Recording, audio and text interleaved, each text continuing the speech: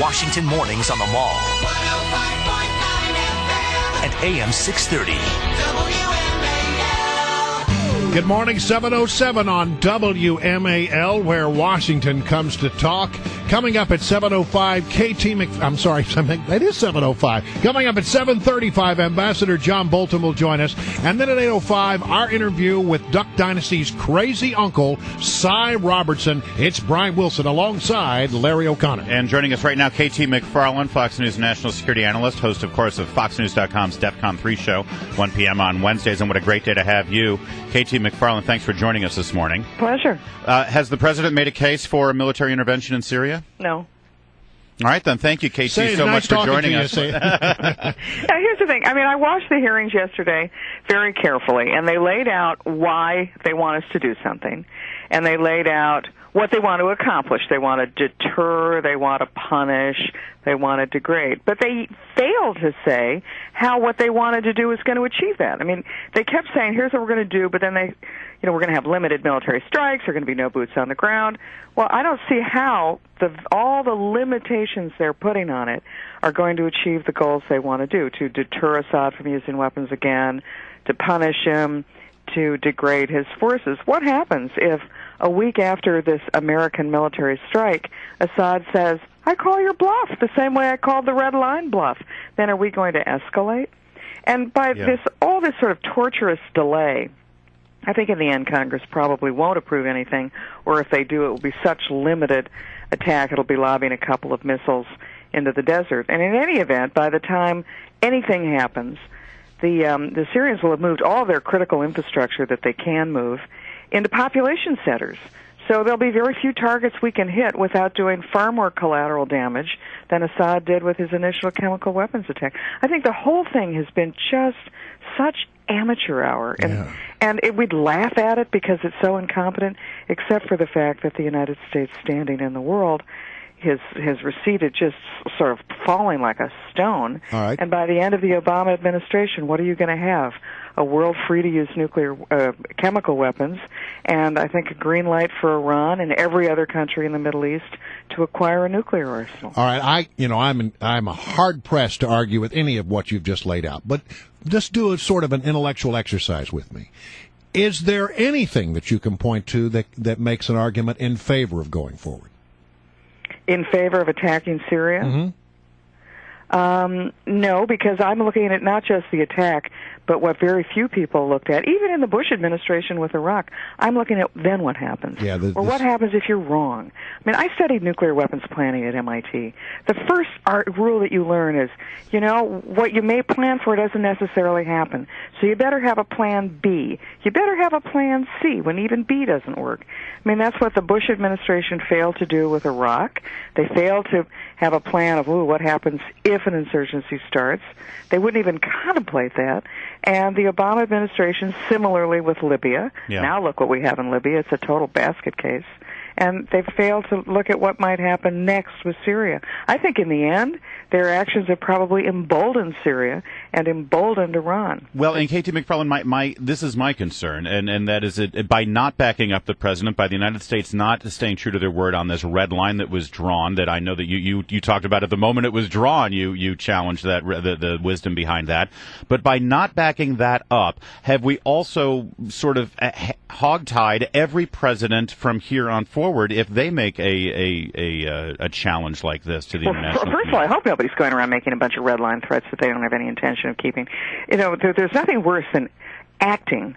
The only thing worse than acting in this case would be acting and failing, and I don't see how any of their actions that they're talking about doing would have anything other than failure written on them from the very beginning. And I also don't think, as the mother of a military member, that the United States should put American men and women in harm's way to support a hastily thrown away line during the heat of a political campaign. Mm-hmm. The president should have just forgotten about the red line. First of all, he never should have said it. Well, and then he repeated it again when he was meeting with Netanyahu. Yeah.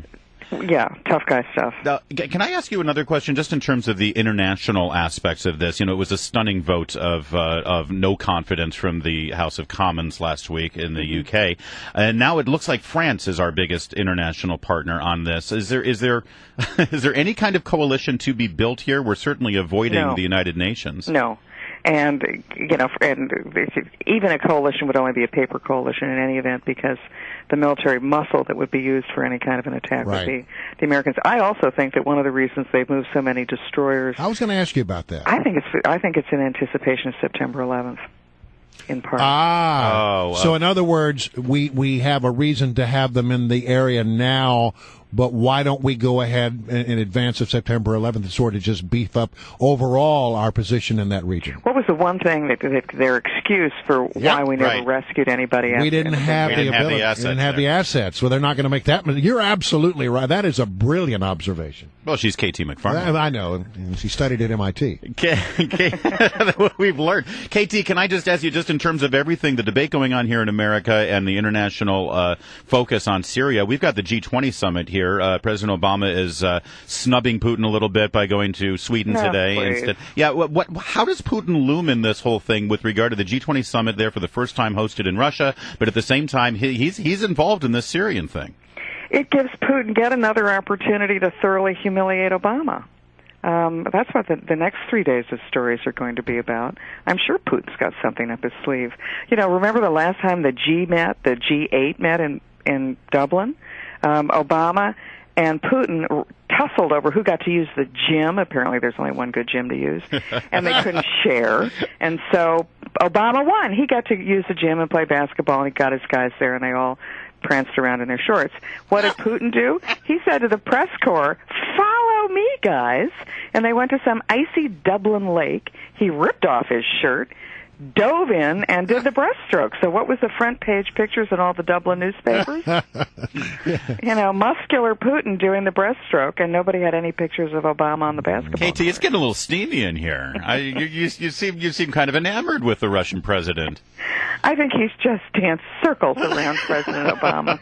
Well, I mean, we're giggling about it, but this is going to be a major moment for Vladimir Putin on the international stage. You know what? What President Obama should do, the one thing that sort of nobody focused on last week, there were two things. One, the jihadists who are now in the Sinai Peninsula fired on the Suez Canal. Follow that story. The Suez Canal is the vulnerable waterway, even in a weird way more than the Strait of Hormuz in Iran. The second thing, though, is what Putin and Obama are up to. Putin knows that his oil revenues are going down the tank unless he gets foreign investment to develop and technology to develop his Eastern Siberian oil fields. What President Obama ought to have done last week, instead of saying we're going to delay the Keystone Pipeline, he said, we're going to build it, we're going to build it now. I pledge my administration, like JFK said, we'll put a man on the moon in a decade.